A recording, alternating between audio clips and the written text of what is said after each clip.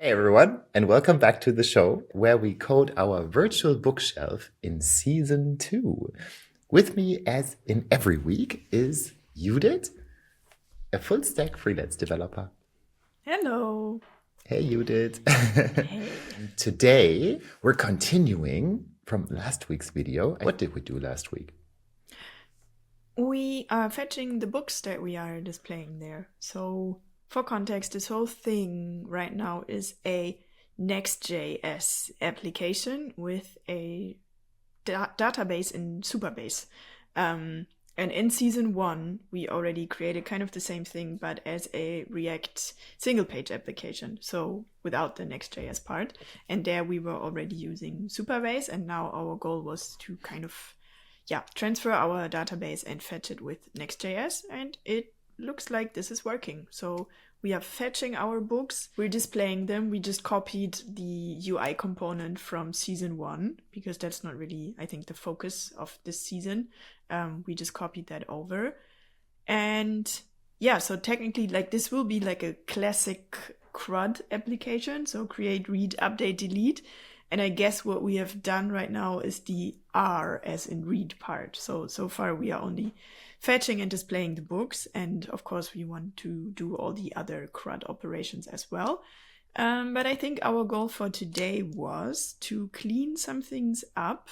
So as we see here, we're kind of doing the whole Superbase stuff right in the middle of a UI component, I guess, which is, oh no, it's a page. It's a Next.js page. We're on the page, but Yeah. still, right? Still, Yeah. exactly.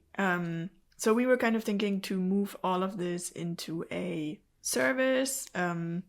Maybe it would even be, would it be an action in Next.js land? I'm not sure. Yeah. But that's what we were planning That's on a very doing good today. question that I'm very interested in, really. I think because this is, I mean, also, especially for you and I, who are working on a project together for one of our customers with the same premise. Like we started in the summer and React server components were just available, sort of.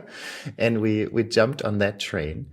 And I'm also like, as you know, more at the front of the front end. I kind of confuse these things. So it would be really cool to dissect this and to discuss a little bit why stuff goes where. Yeah. So I think we have both options here. So right now, the service that we are gonna write, we're gonna have like a books service, I would say, for all the book CRUD operations. And then in Next.js, I'm pretty sure you can just call like a get function. So the first function we're gonna do right now is like a get books function. And that one we could just call from the service in the page. So for that, we wouldn't really need an action. But definitely for creating and updating, we would need an action. And I think then the question is kind of, do we want to move everything into the action file, or are we fine with just calling the service? And yeah, like the project we work on together, I think we've kind of been doing both a little bit. So I think it's also a question really of personal preference and style almost. Either way, I think we are going to have a book service where we are moving all the Superbase stuff. So I would say let's maybe just start with that. Let's try calling that from the page. And then later on, once we start creating actions, we can decide whether we want to move the get stuff there as well. What do you think? Yeah, that sounds great. Definitely. I think I'll try to ask some questions every once in a while. So yes, like if, for example, maybe just before we start doing things, maybe somebody else has the same question. So the concept of a service, that is not necessarily part of the new React paradigm, or is it? No. That is just a design pattern, so to say. Exactly. So that's this like classic service repository design pattern that I think is quite common in backend land, and that has existed, I think, since long before React or server-side React libraries like Next.js were even a thing. I see. So I think it's like I'm also not a backend expert, but I think this service repository pattern, it's super common. It's one of the most common ways to organize your code in the backend, I think. And usually the repository layer is the one that really accesses the database. And then the service is the layer that calls the repository. In our case, we are kind of skipping the repository layer because we have the SuperBase client. So SuperBase is already providing us the API to call the database functions. Oh, I see. All right. So for example, this like in line 21 on your editor, you have this like await SuperBase from books, select, blah, blah, blah. That's basically what we would usually do in a repository if we were kind of managing our own database. I see. So like, you're trying to stick stuff together that makes sense to reuse, like to not have to type it every time. Like you give some separation of concerns type of discussion. Separation of concerns, exactly. So you're kind of, I guess, trying to keep the data fetching from the database a little bit separate. And then if you look at many projects, I think quite often the service is just one line. It's just calling like this one function from the repository. But it's not always like that, because maybe sometimes you want to fetch data from the database and then manipulate it in some way. Like sometimes we can do that in the database operations, like doing things like sorting, filtering. I think as a rule of thumb, again, not a backend expert, but what I learned is that we want to do these things on the database level as much as possible so that we really only send the data that we need. And we are also trying to limit the, I guess, amount of operations we do on the database. So sure. I was once being told off quite heavily by a much more senior backend engineer for, I think, doing a for loop on a database. He was like, no.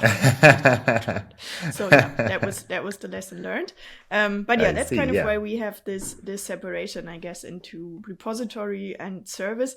Where exactly the naming comes from, I found the whole repository thing a bit confusing at the beginning, because of course repository is also what we associate with. Yeah, we have our GitHub. Code repository. Exactly. Sort of. Yeah. So I don't know where that comes see. from. But yeah, in our case, we are basically skipping the repository layer because SuperBase is kind of providing that for us. But I would still like to stick to the service pattern, I think. Awesome. Yeah, let's do it. I'm pretty sure we'll get more into it while we do it. So yes, where would we absolutely. start? Like, I would start by creating a folder for it, probably. So just like a services folder. I'm gonna do that, which I think will live kind of on the same level as our app and components folder. And all right. Yeah. Create a file. Let's call it books.service.ts, I would say. Mm-hmm. And then we can move things there. And now what I'm wondering is, so if we look at the code in this page component, we are creating the SuperBase client. Mm-hmm. We're fetching the user from the SuperBase auth magic. And then we are doing the book fetching. What I'm wondering is if we will be creating the SuperBase client kind of in every function that we have. Yeah, that is also my question. Like, if this is something, do we just do that whenever we need it? Or is there something that, I don't know, we put in every service? Sort of? Yeah. Actually, I think we're even gonna, even at the beginning, we're gonna have two services, which is nice for maybe illustration purposes, because we are also doing the user thing. So maybe let's also create a user service, or maybe actually auth, I guess. Let's maybe call it auth service, since there might be other things in there. So maybe let's start with that, and let's move kind of this part to the auth service, I would say. Yeah, cool.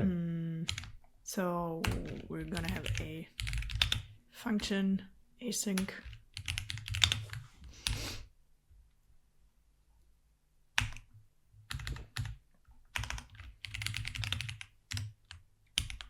And then we're just gonna export it.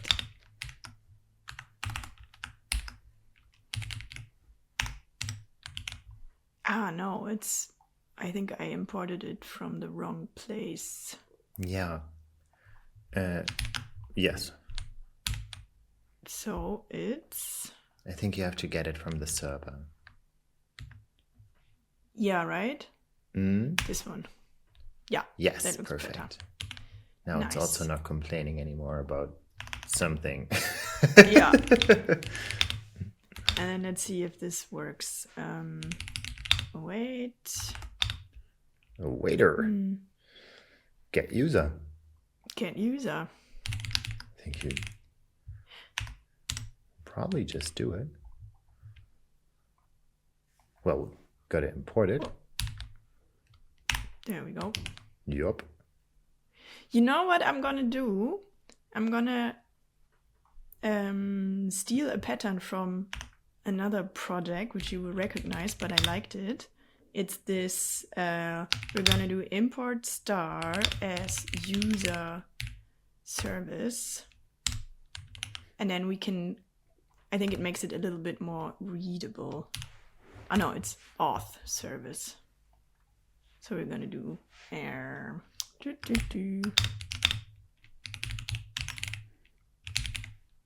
and then we're gonna do auth service dot get user. I think that looks nice in a way.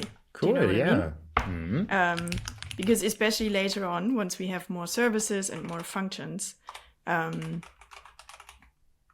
then we're gonna we can really tell which function from which service we are calling.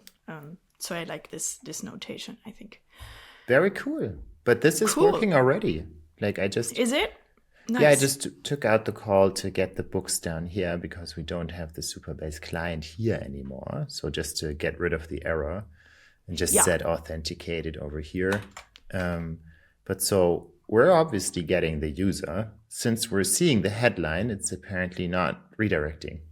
So awesome. Perfect. Cool. And then, yeah, I guess we're just gonna do the same thing with the books. So we will have an async function get books. And then here, I guess we need the same SuperBase client again.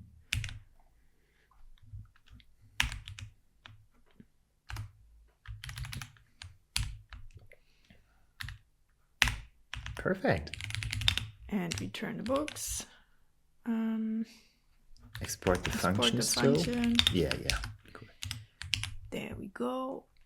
And then here we should be able to just do const books. Oh, we need the service first. So we're going to do the same thing. Call it books service.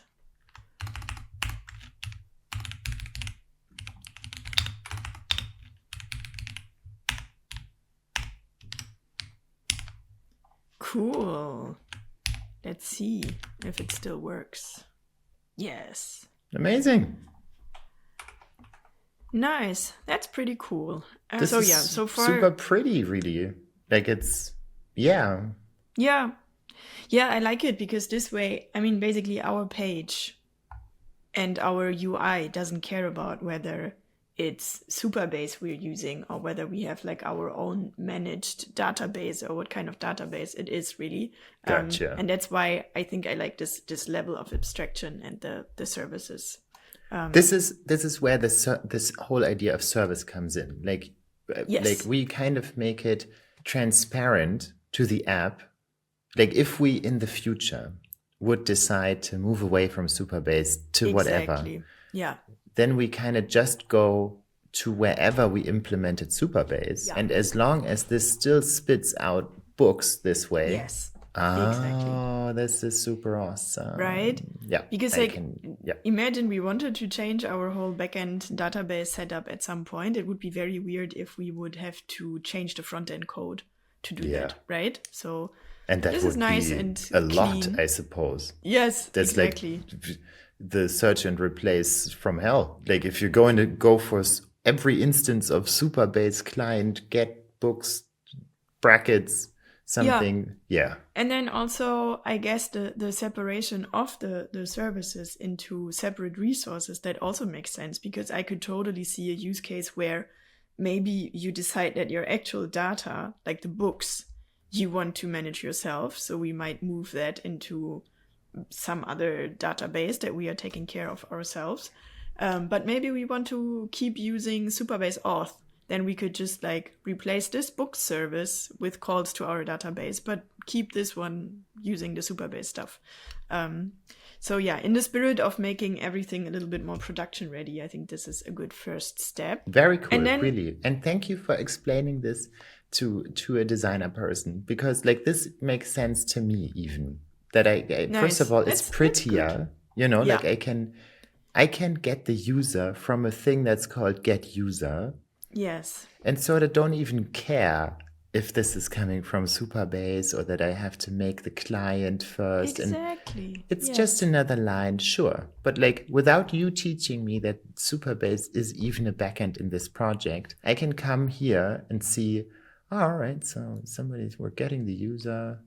We don't have a user, sure, cool. And I don't have to concern myself with the technology. Yes, totally. And I think in some projects, so depending on the project, you might have like a large mono repository where you would have this service in the same repository, kind of how we do it now. So we have like our app folder, our components folder, our services folder, all in the same repository. But I've worked on other projects where all of this was separated into separate front-end and back-end repositories. So if you really are only working on the front-end code, you wouldn't even see the whole service stuff. And then it's even nicer to, Nice. to just Cool. not care about it, have it like separate and abstracted away. I Very guess cool. for testability, it's also a big plus, because you can really focus on just testing the service and just testing the UI. So I Very think cool.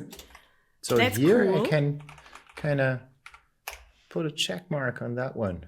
Yes. Build Superbase service functions. Yeah. Exactly. Yeah. Cool. Yeah, I would say like the whole action thing, maybe let's tackle that again once we actually create actions. So we will definitely need actions, I think, for creating and updating things, resources, books in our case. But for now, I'm pretty happy with the way this looks now. Like we could also move, I think, the service calls into an action, like into a Next.js action if we wanted to. But I'm a bit indecisive whether that would make it more readable or cleaner or something. Maybe quick detour on that thought. Yeah. So what I understand already is all of the code that we're looking at now, like this is the page, right? Yes. Like this is, we're in Next.js 15. This is the app router thing. We're in app. We made a folder called books. Inside of that, we made a page with a default async export. And that tells Next.js that this is going to be a route in your browser, that we can go to /books here, and it does whatever is here. And this currently runs only on the server, right? Like this runs and it makes an HTML page, sends it over the wire for the browser to display. So this is JavaScript, but there's actually no JavaScript. Like in the browser, nothing happening, no hydrating, or I don't know. There's probably hydrating going on, but still, like there's no interactivity here, right? If I would try to put a use effect here, it would tell me go away. Yes, it would tell you go away. Yeah. And so that also means that if we use these services here, all of that stuff happens on our server. Like our server is talking to the SuperBase server and they're like doing stuff. Yeah. And whatever the result of all of that is, we send back to to our user. Could I use these services in a client component? Or do you know, like, how does that work? Good question. So this is, I think you could. I think you could do it. I think it's again more a little bit a question of style and preference. So I've definitely used these services in client components as well. The question is, where and how would you do it? So in a client component, this would typically end up in a use effect, right? Because you can't just do the async await that we are doing here. So if you wanted to do the same thing in a client component, you would put it into a use effect, which runs on initial render, and then probably combine it with some sort of use state. So let's say we wanted to get the books, for example, in a client component, and we wouldn't pass them from a parent server component that fetches them. I guess we would have a state for books and then set books. And then we would have a use effect where we are basically doing what we are doing here in line 19, which then sets the book state. It's possible, but I personally try to avoid it, I guess. Yeah. So if it's like this, where, for example, we need the books just like in the next child component. Yeah, to show them, basically. To show them, exactly. I would fetch them like we're doing here on the server component and pass them to the child component. Yes.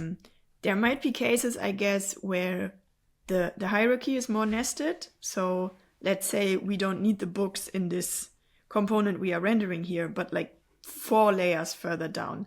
Sure. Then we would end up prop drilling a little bit, right? Just like passing the books like crazy. So in that case, it might make sense to fetch the books directly where they are needed, or the data in general. But then I would probably even think about using something like a context or somehow storing the data somewhere else. Sure. Yeah. Cool. So perfect. I think let's move on. Yes. I'm pretty sure that we'll discuss the question of actions as soon as we're going to add a new book to our database. That's also something, I'm excited about that. I'm a little bit scared that we are going to make fools of ourselves.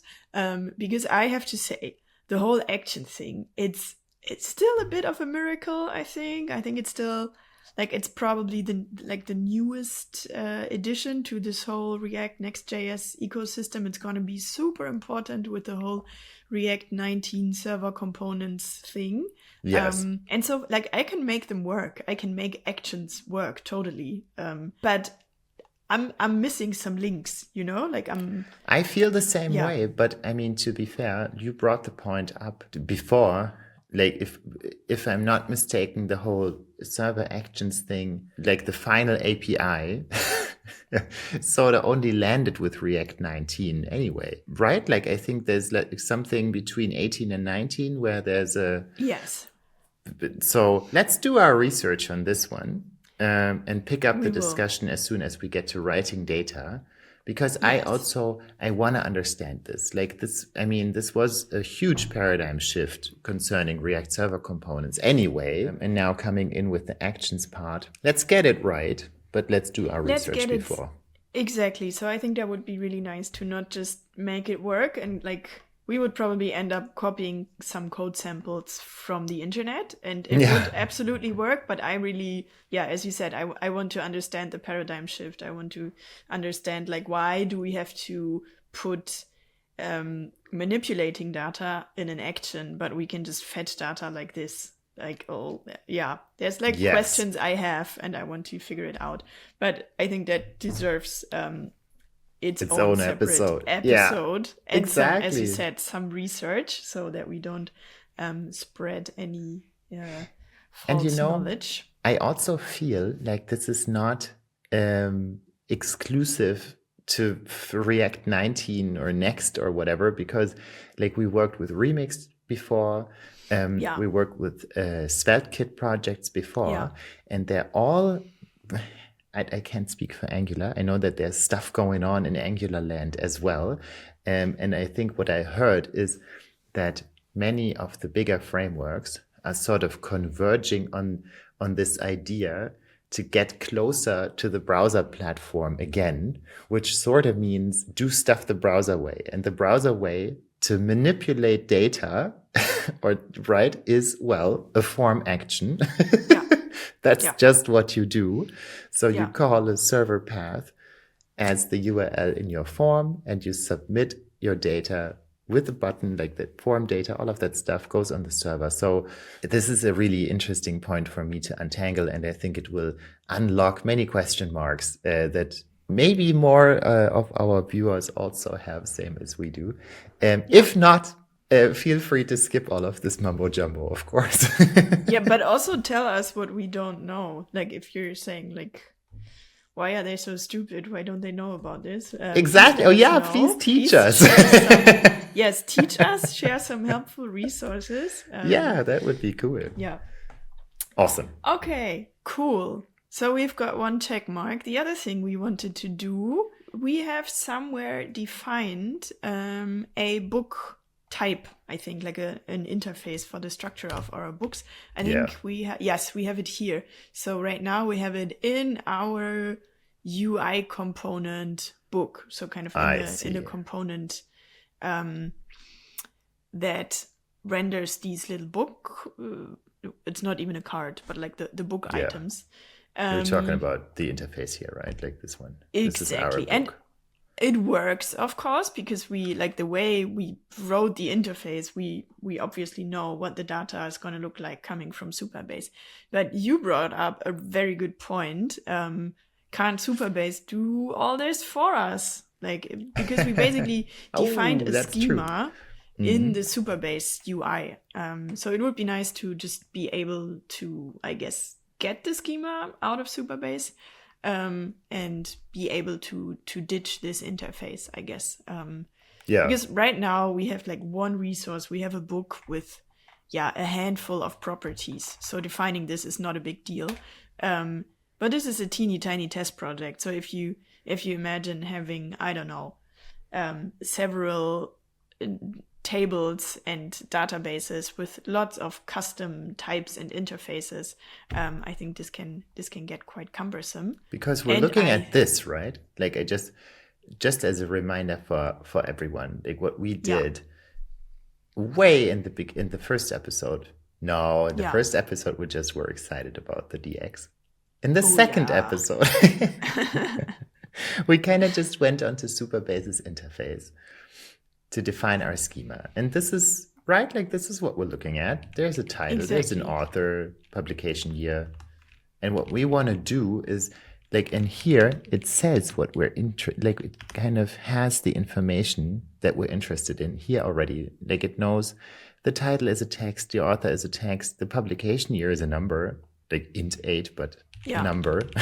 So, and it also knows if this field is nullable, like if it can be empty or not. And this is exactly what we want. So how do we do this? Good question. Let's see. So I'm just Googling some things. SuperBase get types. Yeah. I'm probably generating TypeScript types. All right. There seems to be a CLI. So maybe we can just try that. So it looks like the types won't be updated automatically. Oh, that's fine. I think that's fine, right? So we're going to generate them once, and then theoretically, if we were to make changes to the schema in SuperBase, we would probably have to regenerate the types. But I think that's completely fine. All right. So the first thing you're gonna do. Hold on, I'm gonna this terminal is not. Let's get a real terminal and make this like front and center. So let's go where we're supposed to go, and then here we are. Nice. And then first thing you're gonna do is npm I SuperBase save dev, or I think you can. Dash. Yeah, like that. D, right? Yeah. So we're gonna install SuperBase as a dev dependency. I don't know if we have it already. Maybe not. That looks good. And then the next one is npx SuperBase login. Whoa. Let's see how that works. It said something about a personal access token, so I'm excited to see what it asks you for. Press enter. Hello from SuperBase. Press enter. Okay. Heyo. Is being used. Yeah. Enter SuperBase. this verification code. All right. Okay. Enter the your code. verification. Oh, I love it when things just work. Happy coding. Thank you, SuperBase. Awesome. Okay. So, and it made like a new token for my computer. Awesome. Okay. Cool. Okay. Nice. That's not bad. And then next one you're going to do npx SuperBase init. Okay. For Dino? Generate VS Code settings for Dino? I don't think so. We're not on Dino. I don't know. I'm going to say no. Why? Yeah, just say no. Let's. IntelliJ. No. IntelliJ. Finished SuperBase init. All right. What did you do? But okay, so we have a SuperBase folder now. What's in it? SuperBase folder config. Project ID. Yes. Nice. That's good. Sure. All right. There's a ton of stuff here that I guess makes sense. Cool. And then there's the actual type generation.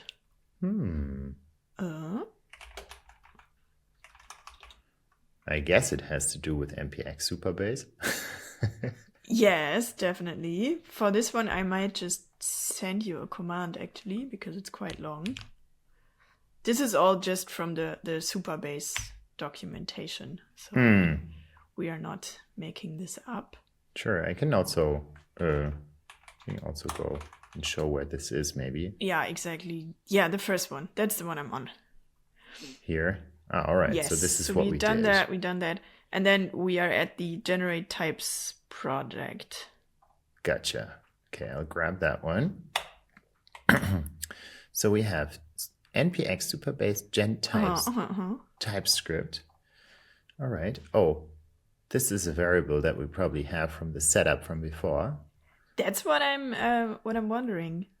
But I think so, because it said somewhere Virtual Bookshelf Season 2, so that will probably be our project ref. But it says schema public? That's right, yes. Okay. That's our schema. We only have the books table in our public schema, I think. Oh, schema public. I see. Oh. Yeah. Oh. So I think, for example, the users table, that's in a different schema, because that's like part of the whole auth magic. Do it. Let's see what happens. Boop.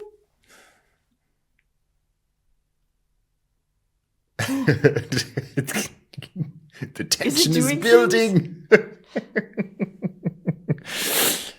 Oh, there's something very intriguing about a blinking cursor. But I don't like it. did I do it right? Oh no, I did it wrong. Failed to retrieve generated types. Failed to determine Postgres version for project. What's that? Okay, can you actually maybe do echo and then this $project ref and var just to see if we have something in there? Okay.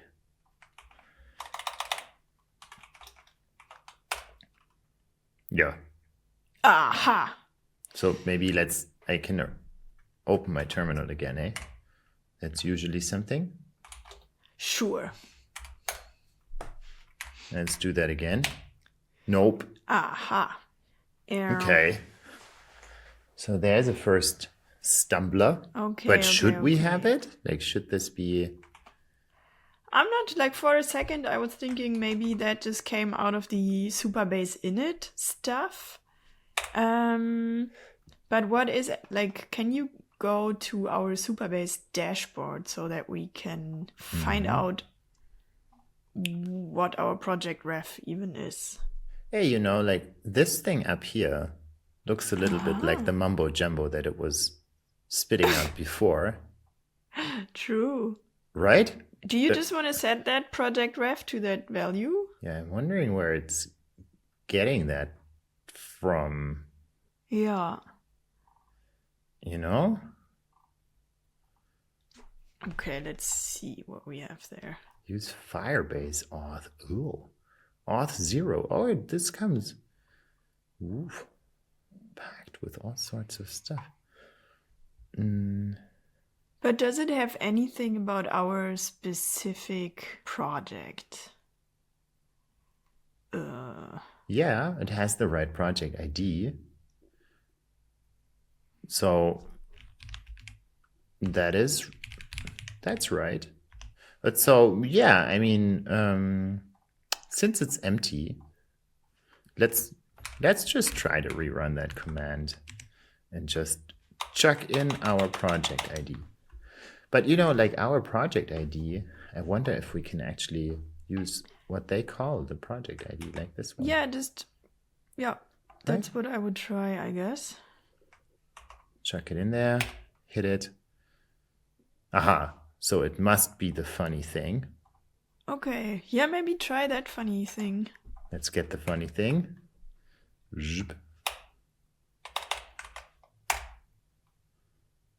Bam! Whoa! What happened? But I still wonder, like this is, let's keep an eye on that. So, let's see. Database types. Yes. Everything we always wanted. Okay. Oh, so you get different ones per... Oh. Wow. This is a lot more elaborated than I thought it would be. But I guess, so whenever we change something on the schema, we probably rerun this command. That's what I would think, yeah. Because it's just generated code. Like there's no way, I guess, to update that automatically. Yeah. All right, so we could probably, I'm just still wondering where this other value came from, but it's not important, I think. So anyone who follows this, if it's not working, look out for the project ref, I suppose. Yeah. Right, but cool. So, we wanted to sort of get rid of our old interface and see if we can replace that, right? Exactly. So I'm back in the documentation, just trying to figure out how we are using this thing because it looks a little bit more complicated than I expected, I guess.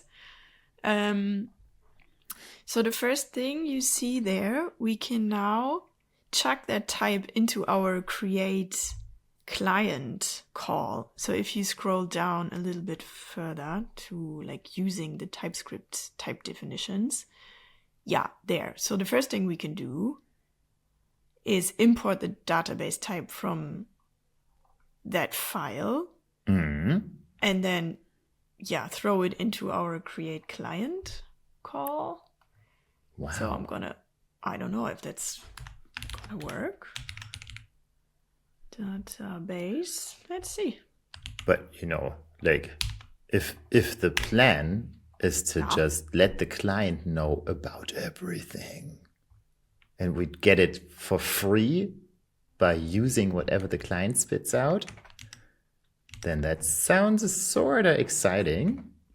Yeah, I don't know if that will be the case. It's also not very happy with that. But now, look, because they are using the other create client function from the SuperBase JS thing. Oh.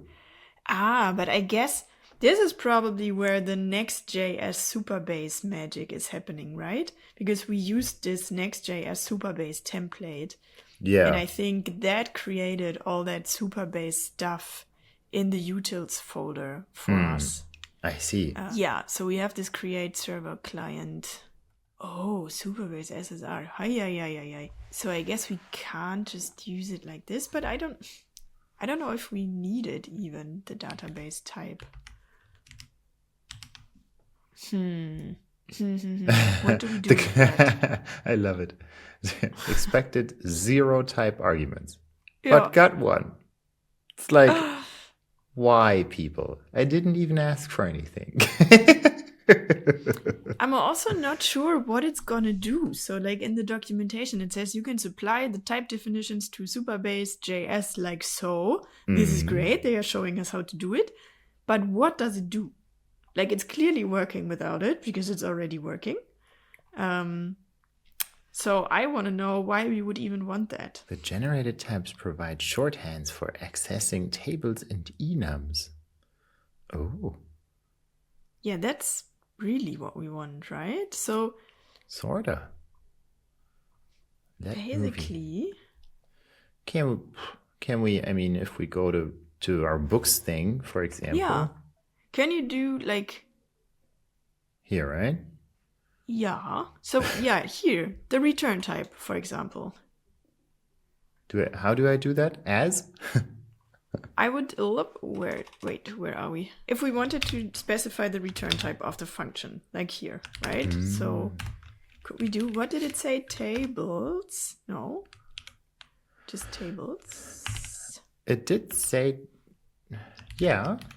And then it said books. Yeah. So we have to import it, and it would be an array, I guess. Oh, what?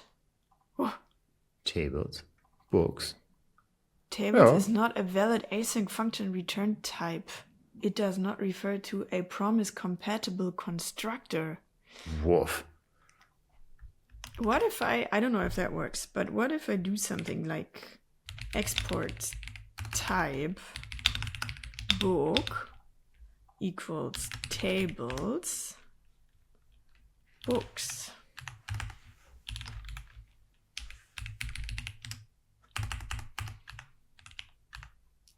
Okay.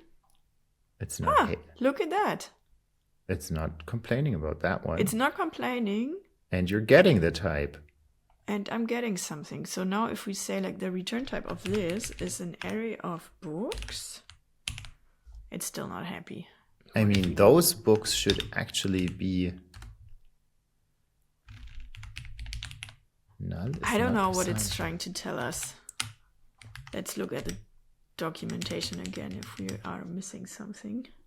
The problem is that the getBooks function should return a promise list of books instead of the books directly, is what the copilot says. What did the copilot say? That instead of returning books right away, we should return the typed promise for a book. So, like, if we do this, then it says, and then what return? Yeah, so like the issue now is that, you know, the books are of type any or null. I think what we can do is add a returns thing after the select. So, like so, returns. What was the syntax? Let me check again. And this would return an array of books. This? No, also not happy. Well, it is books now. That's good. So this is coming through on the destructure. That is good. Yes. And then, well, type I think null. The only thing we are missing now is to add null to the return type, because it could be null. Oh, yeah. Like so. Sweet. Yeah. That's pretty cool, I would say. That's not too bad, right? Because now we're getting the books on the page. That's cool.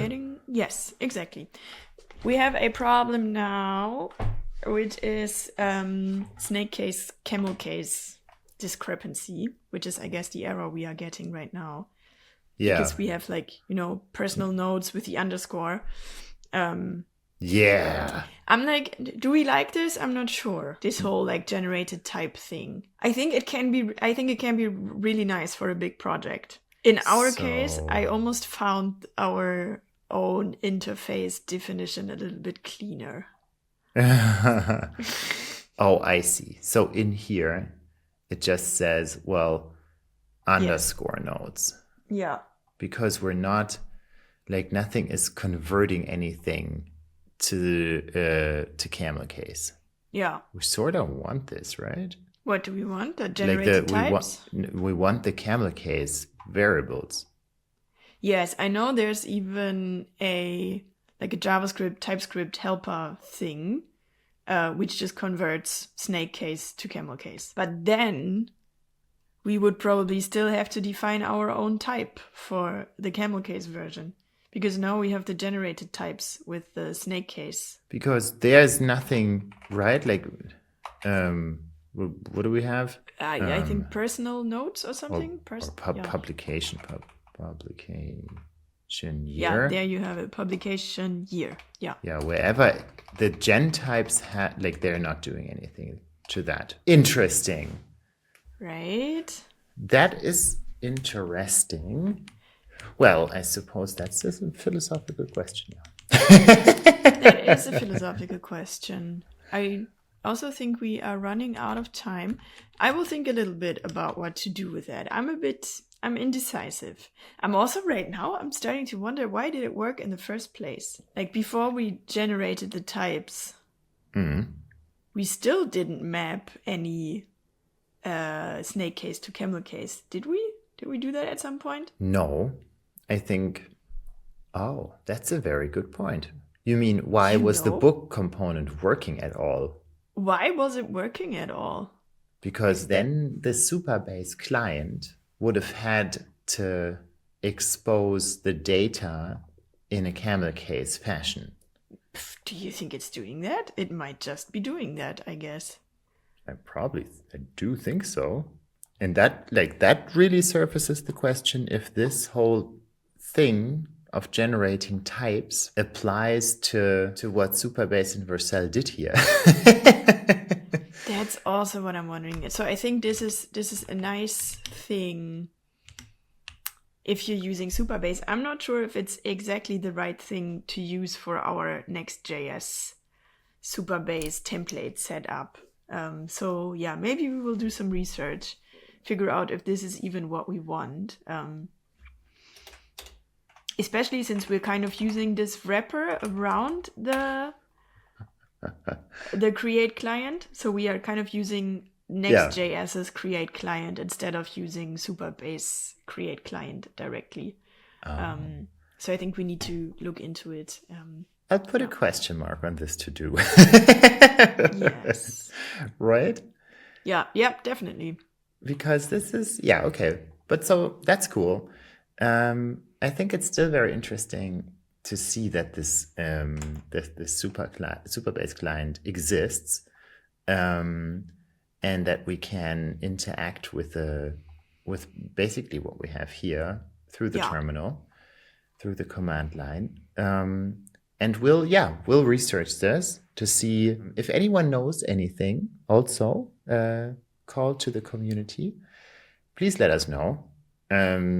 There's a huge possibility that we're just being stupid. So let's see. We'll figure it out. I still love this. And then for the next episodes, just as a little outlook, we wanted to make sure that we're assigning when we're going to create books, that we actually save them to the user that is logged in. So everybody can have their own list of books, of course. Yeah, exactly. And get more into all of those things. Totally. Yeah. And I think also, to be fair, this whole SuperBase Next.js template thing, we just let the code auto-generate and never really looked at it. So we were just amazed by the fact that it just worked. So maybe now it's time to try and understand a little bit what's happening behind the scenes. I agree. yeah. Amazing. But that's a topic for the next episode. Cool. All right. As always, thanks for watching. We're publishing one episode every week. If you don't want to miss out, then do what everybody does with videos on the internet, and hit subscribe. And we'll make sure to figure this out till the next episode to keep you in the loop of what happened. All right. Thanks everyone, and see you on the next one. Bye. Bye.